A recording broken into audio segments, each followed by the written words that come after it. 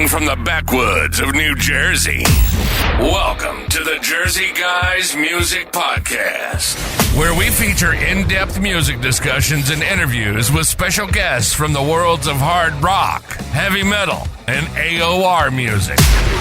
So settle in and crank it up. Now, here are your hosts, the Jersey Guys themselves, Tom and Mark.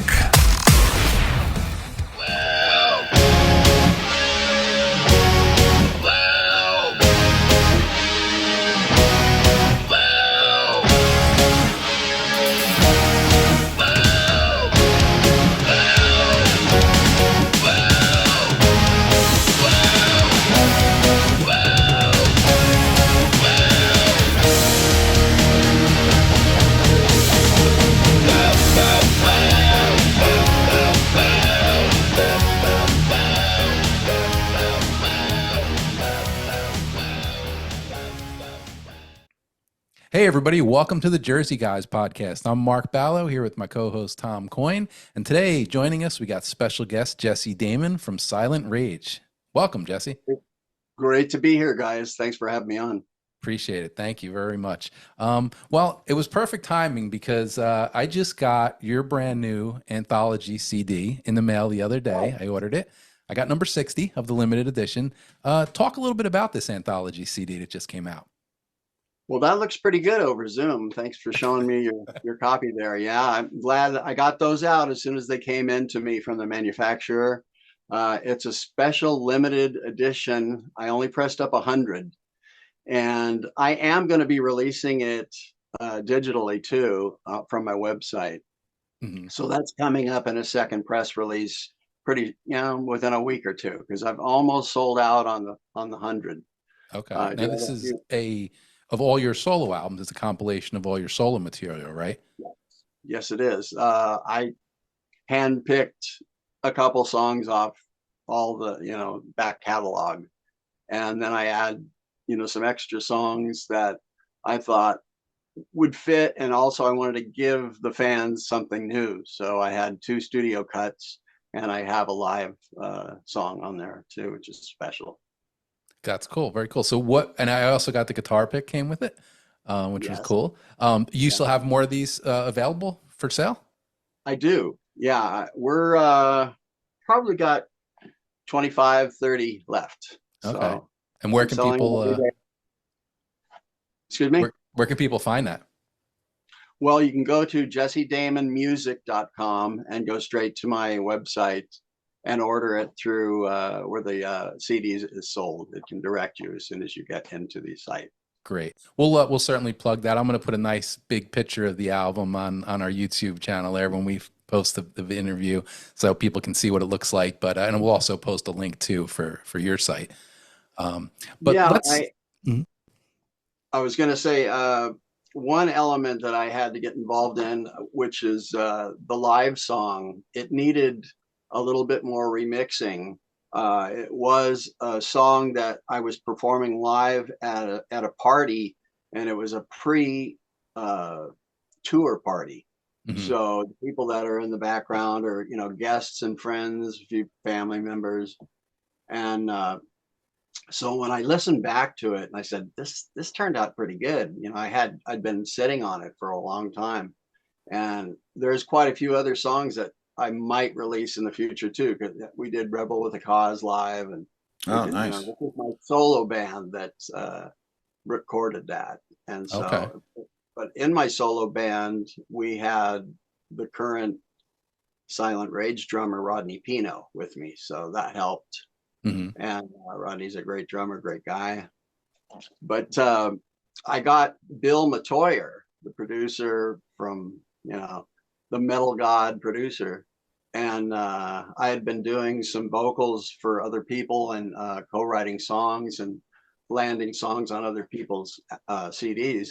And so I went back to him, and together we, worked it out and did a remix and, nipped and tucked and made it sound good, pulled up some things. And so that's the song is Thou Shalt Not, which I co-wrote with Gene Simmons. Right. Yes. Back for the Revenge album back from 1992. So Right, right. Yeah, I was going to ask you about that. So that's pretty cool. So we might get some more live material from you. Yes. Very cool. I'm hoping, if I want to see how this goes, I'd like to do a best of, uh, compilation with a couple new cuts with Silent Rage too. That's another project I want to start up with the guys. Okay. But I think I have enough to do another strong anthology too down the Very cool. road. So, Nice. That'd be cool. Well, you mentioned Silent Rage, so obviously a lot of people listening to us or watching tonight are going to know you, of course, being the singer, guitar player in Silent Rage. Let's kind of go back to that era, a band that started in the later '80s, I guess it would have been. I always wanted to ask you something, and Tom and I were just talking about this before we started tonight.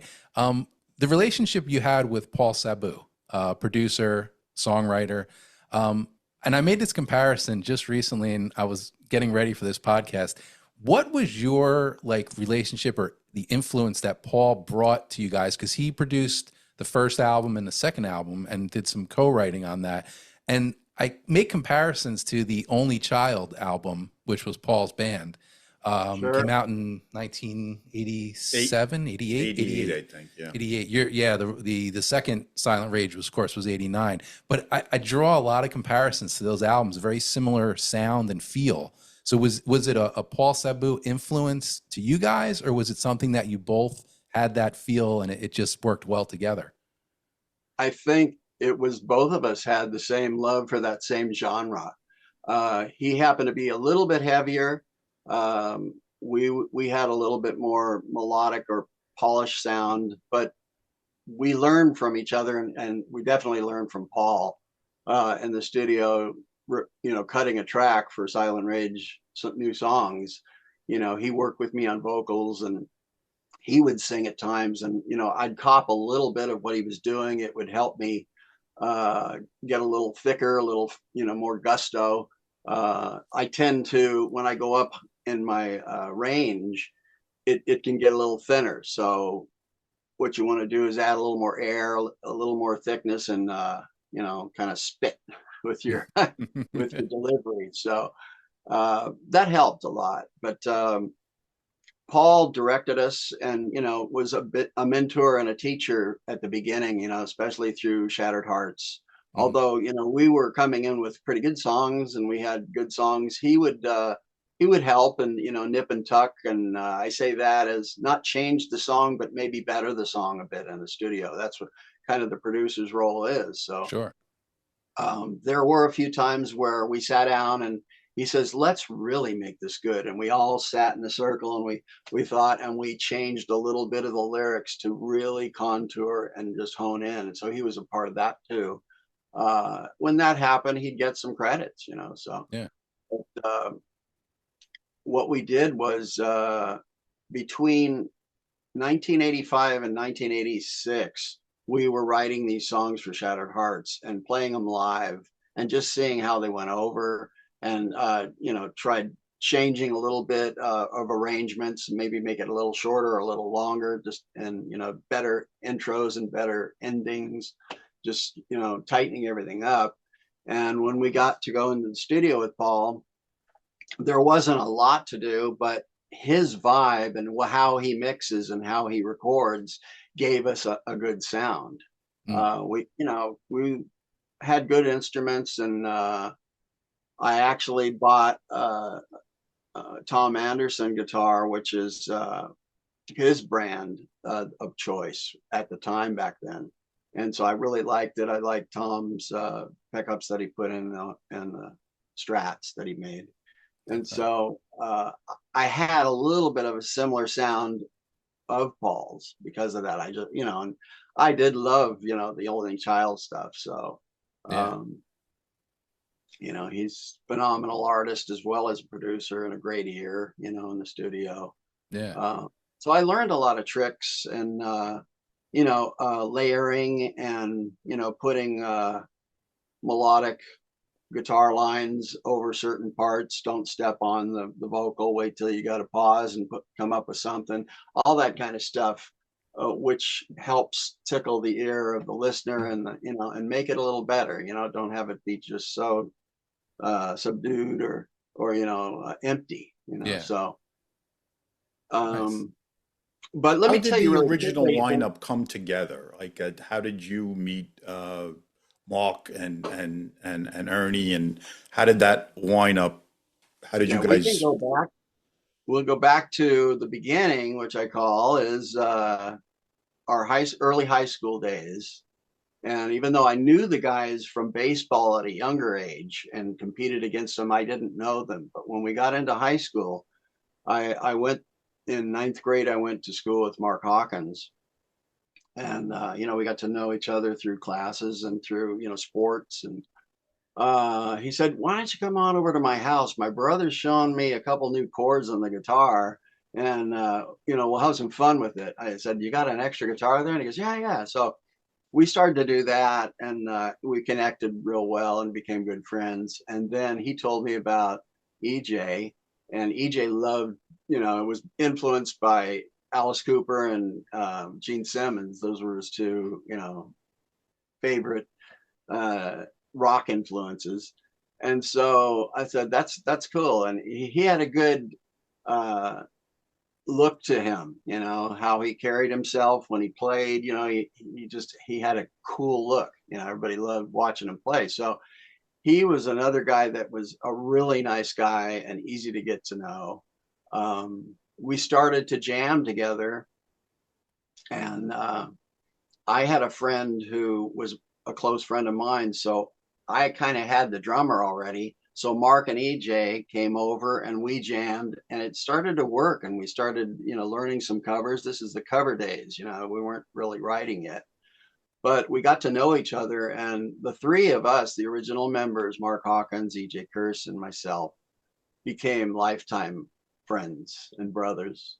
The first drummer we had, his name was Ron Stone, nice guy, my friend, right around the block in my neighborhood in Hawthorne, California. And Hawthorne was considered a little bit inland from the beach cities, but we're only about maybe 10 minutes drive, 8-minute drive from the beach. So it was the South Bay of Los Angeles, which is the beach community. So we had a lot of friends. We had a lot of friends from different high schools that wanted to come over when we would throw parties or when we'd be asked to play parties. And they had a friend who was a drummer, and he was dying to play in our band. And one thing happened to Ron was he chose to want to go and have a good time out at a river with ski boats and girls and all that. And we had a gig, and he didn't want to do it. So we said, you know what? We're gonna move on, and we got a guy who wants to do this gig. So we brought him in, and he was really good. His name was Steve Garaffa, and Steve stayed with us for about 6 years, and really laid a good foundation in those beginning years of playing gigs. You're playing anything from, you're accepting everything as a band, and it's a learning experience. It's like a boot camp in those years. So we moved on, and it became kind of the story of a second Spinal Tap. We'd gone through a few drummers, and we had another two drummers. I'll name Brett Keys, and he was kind of a John Bonham aficionado, real hard hitter, great player, but he chose to leave. It just wasn't his direction to want to do it for life or do it as his main thing. So he moved on, and then we found another great talented drummer, Pete Loftman from Seattle, Washington, and he was living in L.A. and he was from the band Malice.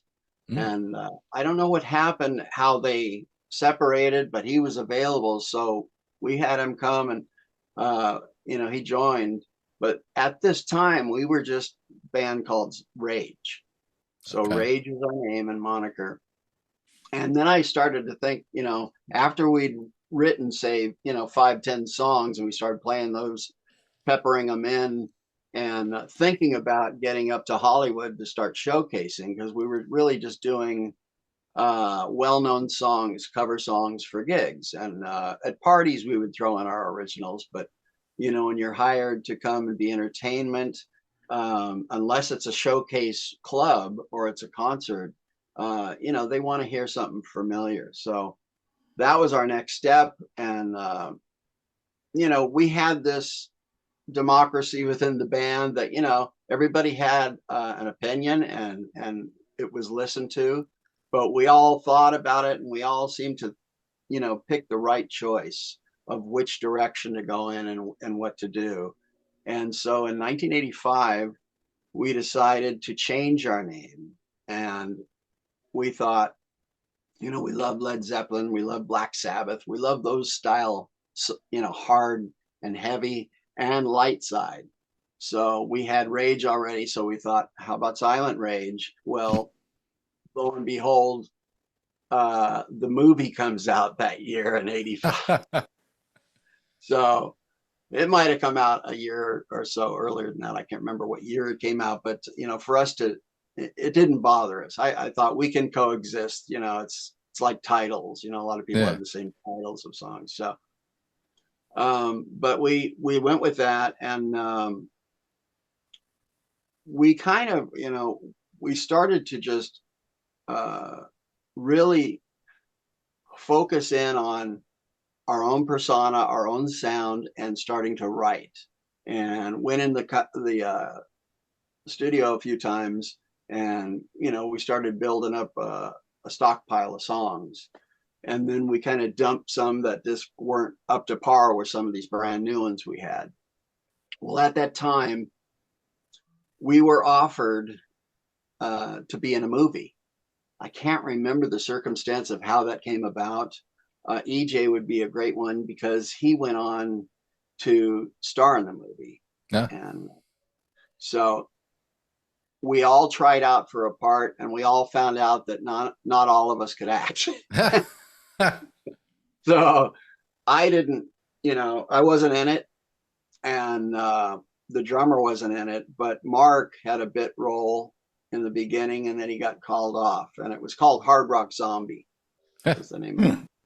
Krishna Shah was the producer and the man behind it. And Krishna had hired EJ to be the lead role. And it was great to hear about it. And I was happy for EJ, but they were going to have rock music involved in the soundtrack. And so Krishna had hired Paul Sabu to do the soundtrack and arrange and compose all of it. So that's how we met Paul, through that. EJ was kind of the liaison and said, the guy doing the music on this movie is fantastic. I want to have a meeting with him for him to meet us. Maybe he can help us, or we can go in the studio. Maybe he might want to produce us. Well, that's exactly what happened. We went to some Italian restaurant and sat down and had a great meal and had a lot of laughs. But then we kind of started talking business and getting serious. And we decided that night, yes, we're going to go in, we're going to do an album. So it was exciting. And Paul was right there, cheering us and wanting to do it too. So it wasn't like, it's a good thing when you got somebody who's aboard and wants to do it with you. And I guess he saw something in us. So he wanted to work with a good band, or wanted to work with a band that was, eager. So that's how that came to be. But I'm going to say the way it first took over and meeting him, it really changed pretty quickly, because we were in the studio with him constantly for the next year and a half, doing these songs, maybe not that long, a year or so. And we stretched it over time. We'd go in and we record 3 songs at a time. We didn't go the route where we had all the songs and we were going to do it all within a couple of weeks or something. Now, because, we were financing it ourselves, and, we weren't rich. We didn't have that kind of money to dole out and do it fast. And I think in the end, it's kind of how I've carried on in recording. I might have changed a little bit in, the time frame of how long it'll take me to do an album. But back when Silent Rage did their first couple albums, we took our time, didn't rush it. I think Don't Touch Me There started in the summer of '88 and finished in February or so of '89. So that's some good tidbits of knowledge about Yeah. So my question is, Shattered Hearts, if you listen back to which I recently did, yeah, it almost kind of is like an AOR-ish melodic hard rock album in sound. The second album, now obviously, you'll tell us a little bit about getting signed to a big label. You took a much harder, aggressive, in your face stance. Is that fair to say? Right. Well, if you remember what I talked about when we were, growing as a band, and we got to a point where we were doing 3 nights and 5 nights a week, top 40 rock at clubs. So some of these songs, from the '80s had keyboards. And so Mark took it on to learn how to play. He self-taught, just an amazing player. And at some point in our career in Silent Rage, he was playing the keys with the left hand and then playing guitar on this, or he was doing this, hammer-ons, and playing like this. So he was doing double duty at certain parts of the song, not throughout the whole song, because he would pull away from the keys and come out and do the moves and do the show. But so for Shattered Hearts, we kind of carried on our sound and kept the keyboards involved, and it made it a little bit more melodic, a little, actually even a bit of pop sound in there. But we had the hard enough edge, right? We were still writing in a hard enough. It sounded like an AOR band, like a good AOR Right. band. That's what it sounded like. And and Paul helped, and we were singers. We loved harmonizing, and we didn't want to have a bubbly barbershop quartet thing, not go that way. Right. But we liked a really good harmony. And sometimes it was Mark and I who him right underneath me, and sometimes we'd bring EJ in on a high falsetto above me, and it would just blossom. And that's one of the tricks we learned from Paul Sabu is blossom the chorus. Don't be coming out too much with big vocals during the verse. You're telling the story. Right. The pre-chorus, at sometimes you can add a second, but it's the chorus where you're going to really want to. Well, that is the essence of the second album. The second album to me was just the hooks. Everything was just perfection. That is, as my partner knows, that is one of my all-time favorite albums of the entire later part of the '80s. The second Silent Rage, and everything to me in that album was just the way I like it. Like everything was spot on. So you got signed now, and you get involved with Gene Simmons. Could you tell us how that all came about? Yes. What we had done in '87 has come out with Shattered Hearts. So after that, we were thinking about management. We'd been self-managing up to that point, and we got our record deal on our own from Shattered Hearts with Chameleon Music Group. So when it came to looking for management, and we also, even though it had just been maybe a few months that had been out, we always are looking down the road saying, we're going to have to write and have a follow-up to this. But first things first, let's get a manager, and let's get a road manager, and let's get a personal manager, and have them help us. It's just too much to do, and musicians should be concentrating and focusing on the music side and the composing and rehearsing and all that. Sure. But so we went out on a barrage of sending packages out to managers, and we could not find at the time the address to Kiss. I can't remember their personal manager's name. It wasn't Doc McGee at the time. It was the very first manager. Oh, Bill Coyne? Bill Coyne. We were trying to get it into him, and we ended up getting it into their merchandising management firm, which was Glickman and Marks. And Howard Marks got a hold of the package, and so he called us and he says, "I'm going to be in LA. I'd like to come see you guys. I thank you for sending this to me." He goes, "I got to tell you up front, we're a merchandising management firm for Kiss and for quite a few other bands, but you know, Kiss is our big client, and I can't sign you. I wouldn't. I that's not what our function is, but I could probably get this into the hands of somebody. In fact, I can get this into the hands of Gene Simmons because he's starting his new label." Yeah. We thought, well, great, you know, but when can you do that? He says, "Well, let me come out and see you." You know, so he came out and we set up a showcase for him.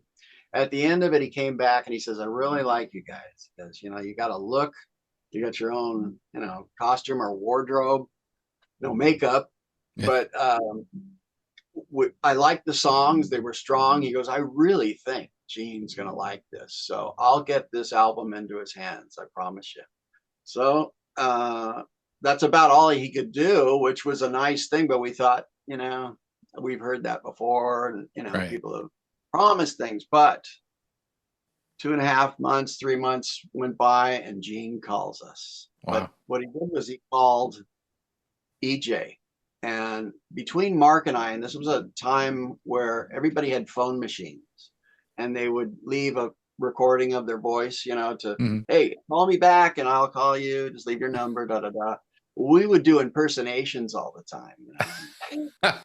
And so EJ thought it was us, you know, one of us, Mark or me. Wow.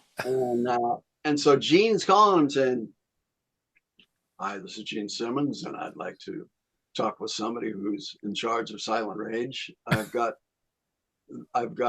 Silent Rage's album on my lap right now, and I really like it a lot." And EJ said, "Fuck you, Jesse. Sorry, I didn't mean to cut it." He said, "Hey, come on, guys." And he goes, "I want to make it clear. Yes, this is Gene Simmons. I'm calling you." And then EJ's like, "Oh no. Gene, I'm sorry, you know." So he goes, "Well, great. This is great, you know." And he goes, "Yeah, well, can I talk business with you?" And he goes, "Of course." So they had a few, you know, minute conversation. He goes, "I'd really like to put on another phone conversation with the whole band. If you guys can you get speakerphone where you have a, you know, conference call." Yeah. And so we did. And the conference call was funny. He was telling jokes. Gene, he's got a way of disarming, you know, any nerves. You know, he tells some funny jokes, some kooky jokes. He tells a few good stories, and then, you know, he asks good questions, and the whole thing, you know, kind of calms you down and it makes you feel good. But, you know, at the same time, your blood pressure and your heart's so, you know, you're talking with God of Thunder and, you know, the guy who's a legend. So, well, here's a funny one. I was going to say, you talked about the Gene calling and the impersonation thing. You thought it wasn't him. I remember reading the book by Jim Peterick, who was the keyboard player in Survivor. Yes. When he got approached to do the Rocky soundtrack, of course, I think the story was that Sylvester Stallone called him up one day and left a message on his answering machine, and he was like thinking it was somebody playing a joke, and he just totally, you know, ignored it. Ended up find out that, you know, he wanted him to write the theme song for the Rocky movie. Yeah, because it comes out of the blue, you know, you're not expecting. But, you know, at the same time EJ was listening to Gene say, "Yes, this is me," it hits. We gave that album about 2 or 3 months ago to Howard Marks, and so we talked to them on the conference call. We told them how it worked out and how Howard got, you know, the album straight to him when he went back to New York, and so it was all kind of meant to be. You know, through efforts of trying to find one person, Gene came into play, and we learned a lot from Gene.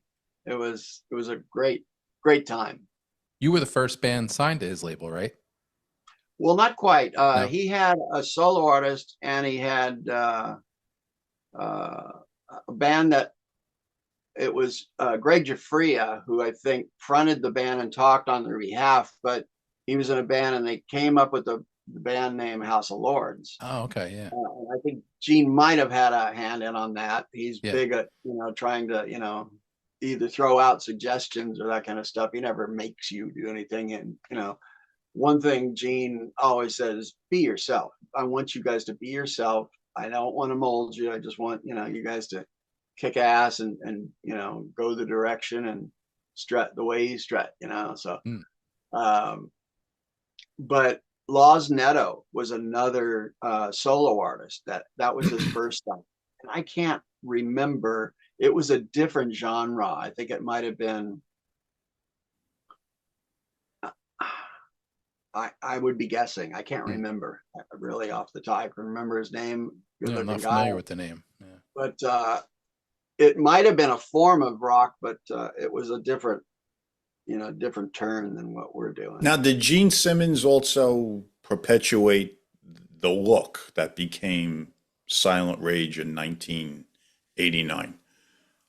Well, he was at our photo shoot for the Don't Touch Me There cover, and we went and bought a bunch of clothes and tried on a lot of different looks, a lot of different outfits. So that's what you do in a professional photo shoot for an album. You bring your wardrobe, you bring the different belts, the different shoes, the different accents and all that. But I think we want the look of kind of the metal was a little bit attractive to do that, but we were a little bit slicker look, and and then our hair, it was like we had the hair and makeup gal there, and she was good, but when we were live out playing, we weren't primping it as perfect and a lot of times we were in jeans and t-shirts, Right. But when you're doing an album and you're doing a cover, it's a little different. You want to put it in the kitchen sink and and shine. So well, even the MTV video for Rebel with a Cause, I mean, you can see it. You guys are a little more toned down than what the album cover would portray you guys to have been. Right. And that was kind of our live look, just showing a little more skin, being carefree. And I think the back cover, if you look at that picture that you had, it's no, not on the new album. Yeah, on that one. Yeah. We're not smiling, you're not supposed to be happy, you're supposed right. to be got to look mean and metally, right? Yeah, Now, you brought in a drummer at that time, Brian Fox, who yes. had a big sound, and he had a lot like E.J. Curse, had a big look. Yes. Was the look and the sound? He had like that real gigantic sound of playing, and he had the I guess the Chippendales kind of look that you Right. guys kind of going. Was that why he was brought in? Well, one thing, we all knew that we were being stared at. We just didn't want to let ourselves go, so we all worked out, and No, I mean, I loved it. Yeah, at that time I was. We were friends with Brian. Let's put it this way.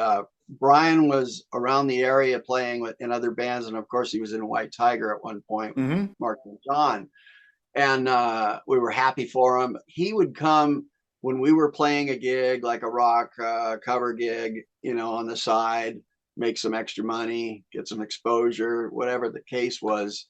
He would always sit in with us. And, our regular drummer was fine with it, and he knew we were friends with Brian. And so we knew about Brian, and we thought, God. And so the perfect storm came, and, we lost a drummer that just wasn't working out. And so we called up Brian, and he said, absolutely, I'm there. I want to be in on this. So, yeah. So, you know, we called him, and you know, he played and he did the tour, and it just worked out perfect. I love Brian as a guy. I love him as a player. He really elevated our sound. Absolutely, a huge sound. Right. So I can't say enough good things about Brian, but I miss him. You know, he's back in his home state, Milwaukee, Wisconsin. Yes, I'm friends with him on Facebook. I talk to him fairly often. He's a terrific guy. He still looks awesome too. Yeah, and he's playing still, so yeah, it's good. Now, this album, was it written before Gene Simmons signed it, or it came together during that period of time after you was signed? I would say there was some material that was started, and we reworked, and we were also inspired by this new material in this direction. Everything was such an inspiration. The meeting of Gene and this direction we're going to go. What we talked about with Gene, you know, because he asked us, are you open to outside material?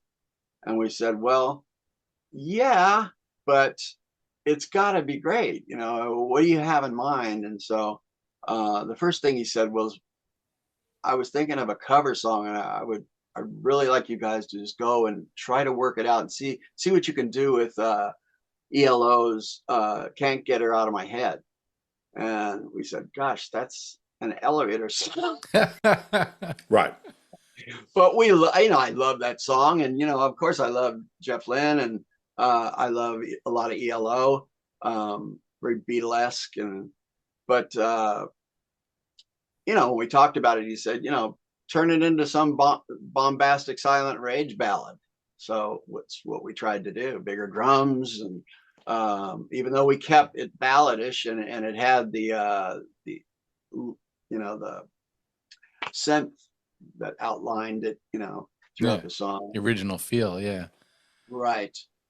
But it was fun to do. And, you know, when Gene heard it, he's like, finally somebody did what I wanted to see, you know, what I wanted to have done.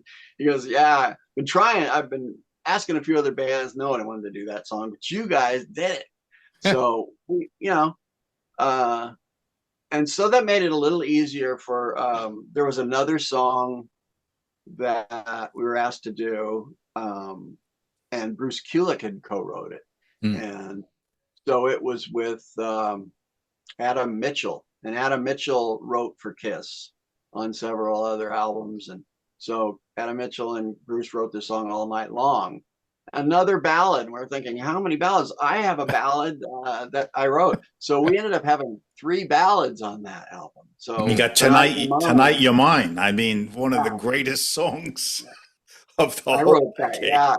I mean, we all sat down and really worked on that song. What a great song. And I had in mind something that kind of moved you, like a Foreigner song, where something that is just one of their greatest things, and it tugs at your heartstrings.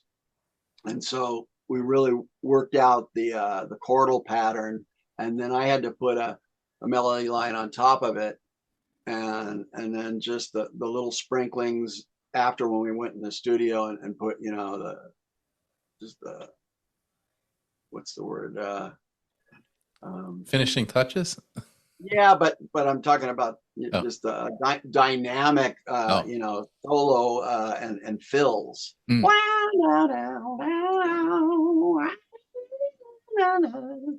That stuff. So, but Gene loved that. It was a good step forward, and then a last song came about, which was I Want to Feel It. I love that song. Love that song. Got such a good and catchy. It's one of those songs, the first time you hear it, sticks in your head. 3 good writers on there. Al Greenwood from Foreigner. Bob Held. Terrific writer. Yeah. Wrote a lot with Joe Lynn Turner. Yeah, and Joe Lynn Turner also wrote that too. So they went in 3 guys writing that, and we thought, God, that's a strong song. And we got Gene to sing on that. So if you listen to the backup, he's in on that. When you guys were doing this album, did you know you were doing something maybe that was a bit cut above, or it was too early on to really think that we're doing anything that's going to hold up, the way it has? I do believe we were doing something that was a cut above, just because of where we'd been and then where we came to. So the Shattered Hearts experience with Paul was great. And, Paul got involved in this next album, but, with Gene involved and everything that we talked about and how we went about, and we had pre-production rehearsals before we'd go in, and we'd have both Paul and Gene there at times. And it really just it became under a microscope of, let's make, a masterpiece. And so we tried our best to do the best work we'd ever done. And you don't really worry about what you're going to do after that, because you're trying to focus on that, right? So how did you get on the Black Sabbath tour, which I saw you guys in Manhattan in 1989? The Palladium. At the Palladium. It was lucky to get on that. What happened was it was a little late in the season of trying to find a tour for the summer tour. And I believe Gene got us involved with Creative Artist Agency. And so we signed with them. And when we did, the guy said, we don't have a lot of summer tours open. We have 2 right now that we can put you on. Who is it? 38 Special or Black Sabbath? We all looked at him. He says, who do you want? And we all said together, Black Sabbath. Not to take anything away. I was going to say 38 Special wouldn't have been a bit. I know. Well, Bon Jovi opened up for them too. I love 38 Special. So do I. Huge fan. Johnny Van Zant, Donnie Van Zant, Ronnie Van Zant. I'm, fans of all theirs. So, anyway, going on tour with Cozy Powell and Tony Iommi is. Yeah, Brian was in his glory to be able to watch. I bet. And, I loved after our set. Kingdom Come went on. We got a chance to kind of get our breath and get something to drink, and then I would usually go off on the side, try and find an open seat and sit it and watch at least half their show, Black Sabbath, and then come back before they go in there. I always tell people that I remember the most about that show is I saw them at the Palladium in Manhattan. The mammoth sound between Neil Murray's bass and Cozy Powell's drum, literally, they shook the building with every note that they played. Yeah. The Headless Cross, is a strong song, and Tony is such a great singer. Tony was terrific. Oh yeah, terrific. He did a great job, and he had, he copped a bit of that sound of Ronnie James. So it absolutely, goes far away, absolutely. But he's definitely got his own thing too, his own strength, and nice guys. Let me tell you, when we get the first day on tour, we got up to Poughkeepsie. At the Mid-Hudson Civic Arena, and Mark and I have our guitars out on the grass outside the auditorium, and Black Sabbath was in doing their sound check, and we're sitting there kind of noodling and stretching our strings and singing a little bit. All of a sudden, before we knew it, you don't hear Black Sabbath, and right behind us is Tony Iommi. And he says, "Hey, mates, I heard you guys are going to be opening up for us." And we go, "Hey," and we stand up, we meet him, and he was the nicest guy, real approachable. Not every, he didn't have to do that, but he probably came out and wanted to get some air, but he saw us and he saw the guitars, so somebody might have said, "That's the band that's opening for you." That's cool. But it was a really good night, and that first night, Gene couldn't be there. He wanted to, but so in in his stead, he sent Eric Carr. Oh. And we'd known Eric Carr, you know, from going to see Kiss and meeting him over at Gene's and all that. So it was great to see him. He's a good guy, and miss him a lot. He's a funny guy too. Good joker. And so he saw that, you know, he came in and gave us a pep talk just before we're about to go on, and then at the end he came in and then he went to the after party where there's a lot of radio and interviews and things. So it was a lot of fun. How was it touring with Kingdom Come? Because I was a huge fan of them also. Great band, just great singer, Lenny Wolf, phenomenal. You know, He was great live, Lenny. Yeah. Yeah, he really kept a standard, you know, and you know, he had that range, I think just a natural range so high, you know, that almost plant-esque, Yeah. you know, and so that was fun to listen to, and the band was fun. Couple of the guys were really fun to, you know, just hang out with, and you really make, you know, some camaraderie and friendship on those tours. It's, you know, it's the way to be, I think, you know, it's Sure. You're there to have fun. You're there to do it for the fans and people and friends. And so why not, you know, make friends? Yeah. So Did you guys hook up on any other tours? I mean, I always remember the Black Sabbath tour in '89. Did you guys tour with anybody had a else? lot of one-offs, you know. We opened up for Kix, we opened up for Kiss, we opened up for Dokken. We had Frank Moreno and Mahogany Rush. Oh, really?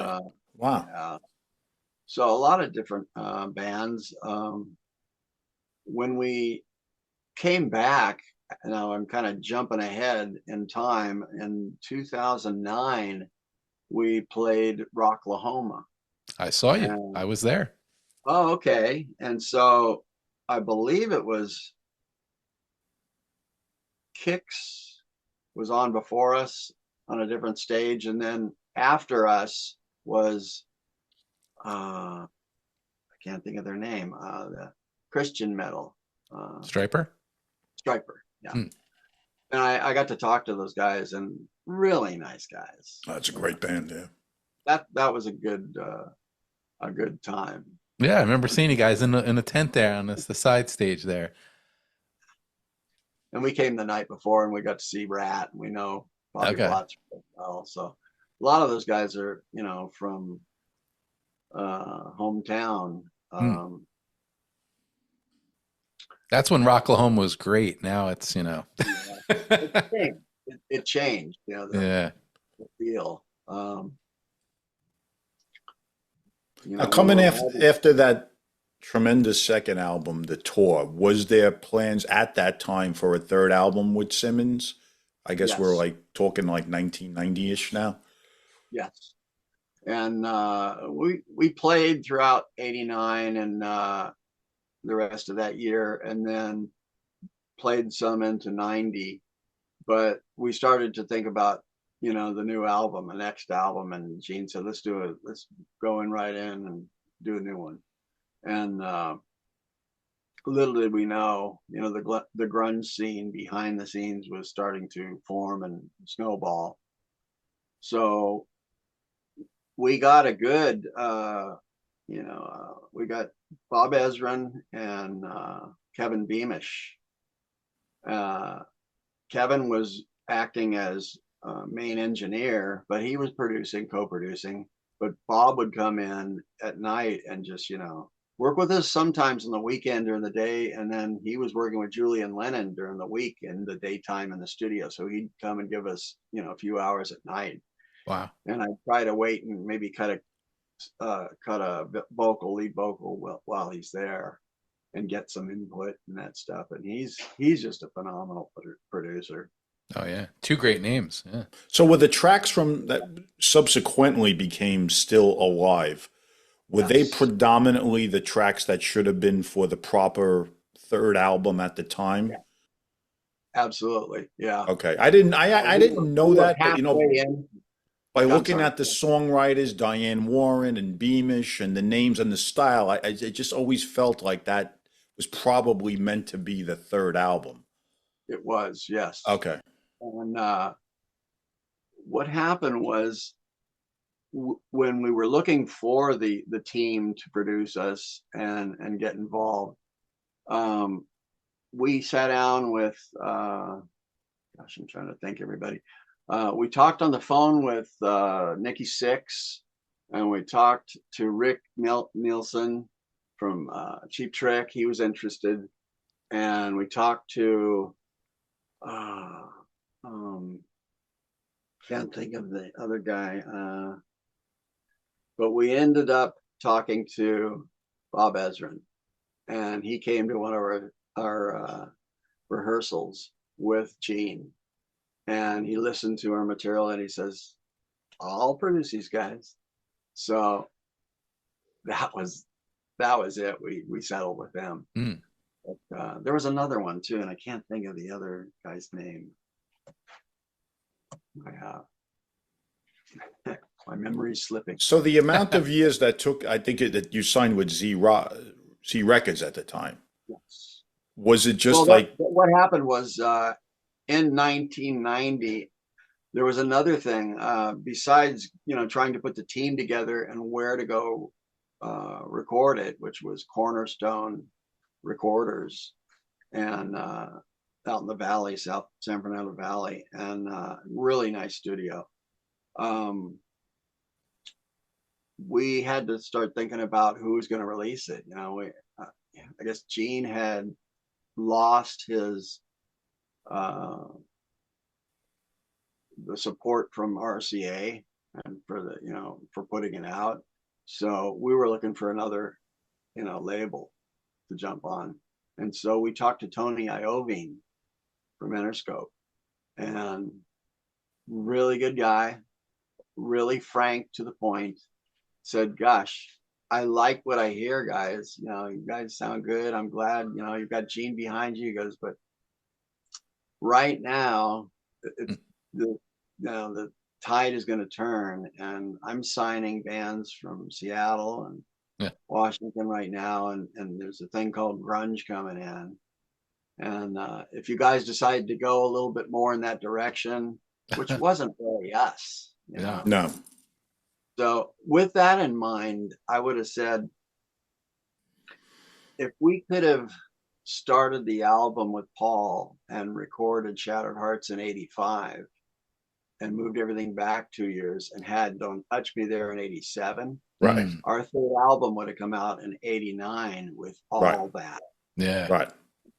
That might have catapulted us and let us survive the that Because those tracks from that third album were really strong. There was some tracks on there that I thought were as good as the second album. Like a number of tracks that were, Unchained was tremendous. So there was a whole bunch of that. I thought that was a really strong album. Still Alive itself, that song is a good one. That had kind of a White Snake interlude. Yes. In the middle of it, and a little bit of an arrangement-esque, like White Snake's. When the Night Is Over, I thought was a great song. That's one I worked with terrific song. Ezrin really worked with me on that, and I just love that song. Another one was Remember Me, which had a Billy Idolish. Yeah, that was something I had written, and I thought, the guys wanted to start singing, and so I wrote that for EJ. But I was going to sing it, but I wasn't going to. This next album, we were, the guys expressed they wanted to start singing, so I'm not going to tell them they can't, So I was happy that they were going to get off and get a chance to sing a few songs, and Mark actually got the chance to do a couple songs on Don't Touch Me there. But this next one was kind of our baby. We had some good cuts from what we thought was going to be our third one earlier on, but it ended up being, once we came back. Yeah, there was some really good songs on that third album. I thought, like, of the caliber of the second album. Living for the Moment was another That's a one. great song too, yeah. And that's got a really big drum in it. So Brian kicked ass on that. So when that was signed by Z Records, it was, I think around 2006 It ish, was 2000. two or maybe 2002 or Yeah, 2002. it came out. It came out in 2002. When Okay, we signed a re-release, a reissue of the first two, and they came out in 2001, and then we finished up the album, and it came out in 2002, and we went over there and played a few times. We went to okay. England, Germany. So Now at that point, was there any? Did you feel the band was going to go forward, or you felt at this point like you guys were all going to go your separate ways? no, I think we were giving it another try, and we were open to traveling and going, and doing some fly-ins and doing some festivals and doing some club work, across the pond. And we hadn't done that. We, traveled across Right. the nation earlier on in our career, but we hadn't made it over to Europe. And I remember when Shattered Hearts came out, we got some pretty good reviews from Kerrang, and that, they were hungry for it. And I just wish we made the trek over there. That would have helped us a lot. It might have actually put us in a different and given us an opportunity to maybe open for some bands over there. So Yeah. Because you had British writers in Kerrang around that time in '87. They really loved that USA type right, of AOR / hair band sound that you had on that first record. right, And there weren't that many bands in the UK that were doing it, and they were all over the USA bands that were doing it. right. Even though we were a band from LA, I didn't really have the same sound as a singer as, your Vince Neils and Right. Absolutely. Poison singer. And, I was more of a melodic singer Right. and a little more rounded and anyway. So then the fourth album, Four Letter Word, came out. How did that come about? Well, after a few years, that's when I started my solo career after Still Alive came out. And we took that into 2003. And in that year, I had already, had a solo album waiting to release. I kind of put it on hold and wanted to, give Still Alive its due and try and go as far as we could. But eventually I put a band together and came out with my first solo album, The Hand That Rocks, and was doing pretty good, locally and regionally. And it was a lot of fun. I ended up, going through a couple member changes and had some really good players. But I continued and put out another couple albums. So I put out 3 albums in about 3 years. And I came across Frontiers Records, and I contacted Serafino Peregrino, and the owner, and told him about Silent Rage, and said, we'd like to do an album with you for your record label. And so he, we weren't sure who we were going to have produce, and so it ended up Gilby Clarke was available, and he's a friend, longtime friend of, especially of EJ. Him and EJ are EJ's on the road with him right now, right? yeah, yes. And that cultivated and had an outlet for EJ to go and play a lot with him. But they were actually motorcycle buddies riding together, on the weekends. And EJ got a Harley, and I guess Gilby had, a lot of motorcycles through the years. So they connected that way. But by the time we did this record, I'd known Gilby too. He was from our area. And I was happy to, do something with somebody I knew. And it was at Gilby's studio, the Red Rum studio in Hollywood Hills. and it was fun. That was a fun time. So Now that album, for me personally, the first time I listened to it, I was lukewarm on it. It was a little bit of a different sound. On repeated listens, a lot of the songs started to sink in. It was more of like a not as immediate as say like the second or third album. Maybe a little deeper, a little darker, a little, you needed to listen to it more. Upon like 3 or 4 listens, I started to really like it a lot. And I thought it had a terrific production too. What were your thoughts on how you wrote it and how the differences from what the signature Silent Rage sound was?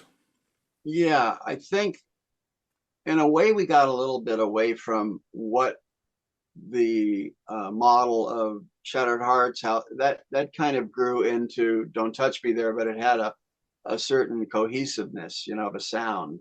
And that was Paul Sabu, producing us. When we got to the next one, it got even bigger. And, with that, your energy that goes into it also comes about from your performance. You can hear it, and I even got a little more raspier and a little more thicker in my singing on Still Alive. So I still felt I had the same ability to sing the way I did when I was younger. So I tried doing a few things on a 4-letter word that were classic to my sound as a singer.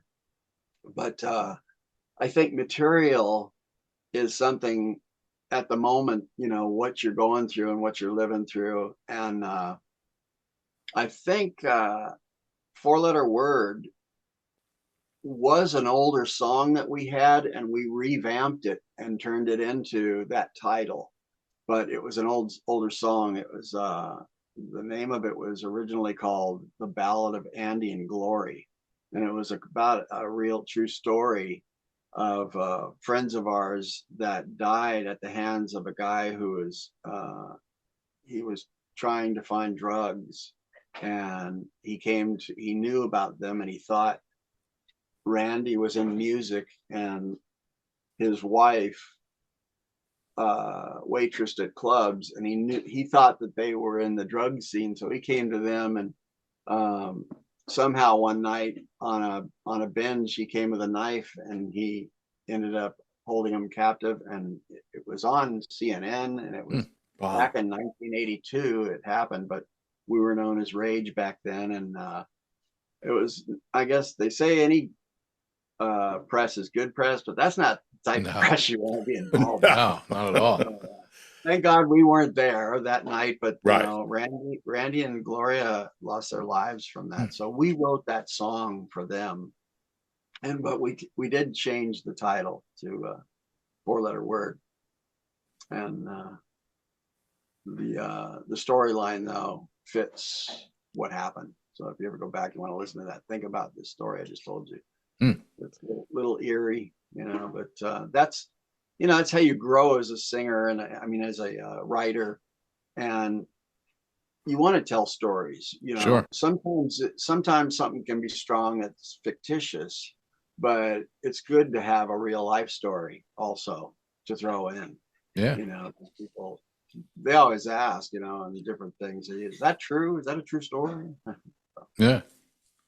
Now, seeing as you guys are all still active and look good and involved in the scene, would you ever consider doing something together with maybe like the classic lineup, including Brian Fox, all 4 of you?